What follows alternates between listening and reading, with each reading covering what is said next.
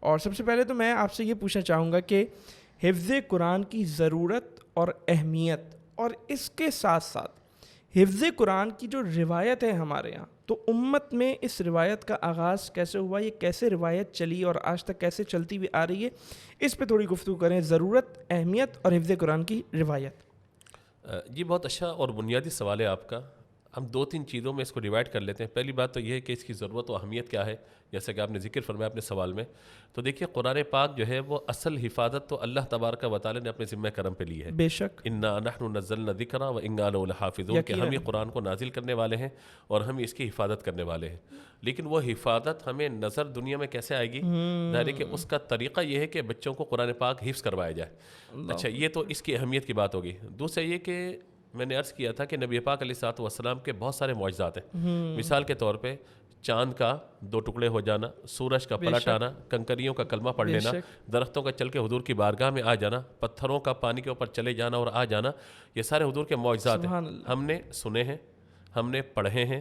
ہم نے علماء کی خدمت میں جا کے ان چیزوں کو، ان واقعات کو سنا ہے، لیکن دیکھا نہیں ہے، ہم نے دیکھا نہیں ہے۔ ایک قرآن پاک حضور کا وہ معجزہ ہے جو ہم دیکھ بھی سکتے ہیں، سن بھی سکتے ہیں، پڑھ بھی سکتے ہیں، اسے حفظ بھی کر سکتے ہیں۔ تو یہ ضرورت اس بات کی ہے کہ اللہ کے محبوب علیہ الصلوۃ والسلام پہ جو کلام اللہ نے نازل فرمایا،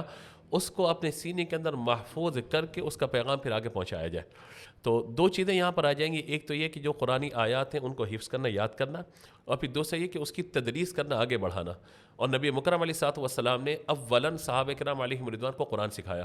اور امت کے اندر بہت بڑے فقیہ،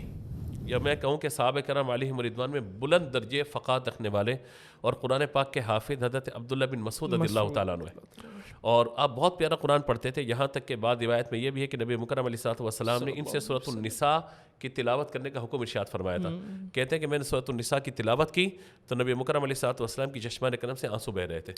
اور یہ خود کہتے ہیں کہ میں نے جیسی قرآن پاک کی کوئی صورت نازل ہوتی میں حضور سے یاد کرتا، 70 صورتیں میں نے قرآن پاک کی حضور سے حفظ کی ہیں۔ تو حفظ قرآن کا آغاز تو نبی پاک علیہ الصلوۃ والسلام کی ظاہری حیات میں ہی ہو گیا تھا، صحابہ کرام علیہم رضوان کے سینوں میں، چونکہ اس وقت لکھنے کا رواج اس طرح نہیں تھا کہ کتابی شکل میں قرآن پاک ہو۔ تو ایک تو حفظ قرآن کا معاملہ وہاں پہ یہ شروع ہوا۔ حضور علیہ الصلوۃ والسلام خود صحابہ سے سنتے بھی تھے، اور حضرت جبریل کے ساتھ وہ جو ایک دور کا معاملہ تھا، وہ یعنی حضور علیہ الصلوۃ والسلام خود بھی اس کو پختہ رکھنے کی ماشاءاللہ۔ دیکھیے جب نبی پاک علیہ الصلوۃ والسلام پہ قرآن کی آیت نازل ہوتی تھی نا، تو حضور صلی اللہ تعالیٰ علیہ وآلہ وسلم اپنی زبان کو جلدی جلدی چلایا کرتے تھے تاکہ وہ آیت مجھے یاد ہو جائے، حفظ ہو جائے۔ تو قرآن نے کہا کہ لا تحرک بھی لسانک لتعجل بھی، اے محبوب اپنی زبان کو آپ جلدی جلدی حرکت نہ دیں۔ ہم قرآن پاک کو آپ کے سینے میں ان علینا جمعہ و قرآن، قرآن کو جمع کرنا، آپ کے سینے میں محفوظ کرنا، یہ اللہ نے اپنے ذمہ کرم پر لیا۔ دوسرا یہ کہ حضور صلی اللہ تعالیٰ علیہ وآلہ وسلم تو امت میں بلکہ اللہ کی ساری مخلوق میں سب سے بڑھ کے ذہین، سب سے بڑھ کے فتین، آیت مبارکہ جیسی حضور سنتے تھے حضور کو یاد ہو جاتی تھی، مگر اس کے باوجود ان آیات کو دہرانا اور جبریل امین علیہ الصلوۃ والسلام کے ساتھ ہر رمضان میں اس کا دور کرنا،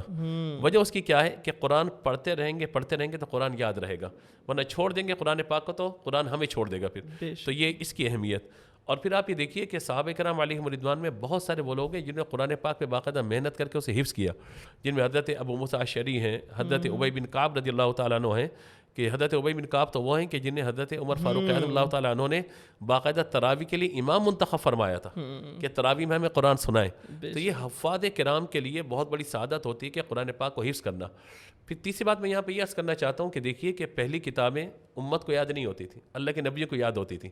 اور یہ قرآن پاک کا معجزہ ہے کہ کوئی بچہ اگر قرآن پاک کو حفظ کرنا چاہتا ہے، کوئی بچی قرآن پاک کو یاد کرنا چاہتی ہے، اگرچہ قرآن کے معنی، مفاہیم، مطالب اس کو سمجھ میں نہ بھی آئیں، لیکن وہ قرآن پاک پڑھنا شروع کرتا ہے، اللہ اس کے سینے میں قرآن پاک کو محفوظ کر دیتا ہے۔ تو یہ بہت بڑی سعادت کی بات ہے امت کے لیے کہ قرآن کی حفاظت کے لیے اس کا اہتمام کریں، اور ضرورت و اہمیت کا اندازہ اس بات سے لگائیے کہ صحابہ کرام علیہم رضوان اکثر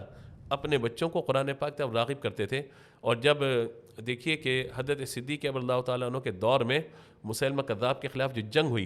اس میں 700 حفاظ کرام جب شہید ہوئے تو قرآن پاک کو کتابی شکل میں جمع کرنے کا معاملہ جب آیا تو یہی کہا گیا حضرت عمر فاروق اعظم رضی اللہ تعالیٰ عنہ کی طرف سے کہ حفاظ کرام شہید ہوتے رہیں گے تو قرآن پاک ایسا نہ ہو کہ ہم سے دور ہو جائے یا قرآن پاک ہمارے سینوں سے نکل جائے، تو قرآن پاک کو کتابی شکل میں جمع کر لیا جائے۔ تو میں سمجھتا ہوں کہ آج کے دور میں بھی اس کی بڑی ضرورت و اہمیت ہے کہ اپنے بچوں کو قرآن پاک کی طرف راغب کیا جائے اور قرآن پاک بچوں کو حفظ کروایا جائے، تاکہ قرآن پاک کی جو حفاظت کا ذریعہ ظاہری طور پر ہمیں نظر آتا ہے اس کی طرف ہم انشاءاللہ بڑھ سکیں، اور قرآن پاک کی حفاظت کا جو وعدہ ہے اللہ تبارک و تعالیٰ کا اس کو بحیثیت انسان اپنی ذات کے اعتبار سے پورا کر سکیں۔ ماشاءاللہ بہت خوبصورت انداز میں آپ نے جو ہے وہ حفظ قرآن کی ضرورت اور اہمیت کو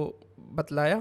اور یقیناً جیسا آپ نے ذکر کیا کہ 700 حفاظ کرام جنگ یمامہ میں شہید ہوئے، یعنی اس وقت سے نبی کریم علیہ الصلوۃ والسلام کے دور مبارک سے ہی، عہد مبارک سے ہی حفظ قرآن کی اپنی ایک اہمیت تھی، بلا شبہ دین کو سمجھنا، قرآن کا فہم حاصل کرنا، لیکن حفظ قرآن اس کی بھی مطلب امت مسلمہ میں ایک الگ سے اہمیت ہمیشہ رہی ہے۔ ماشاءاللہ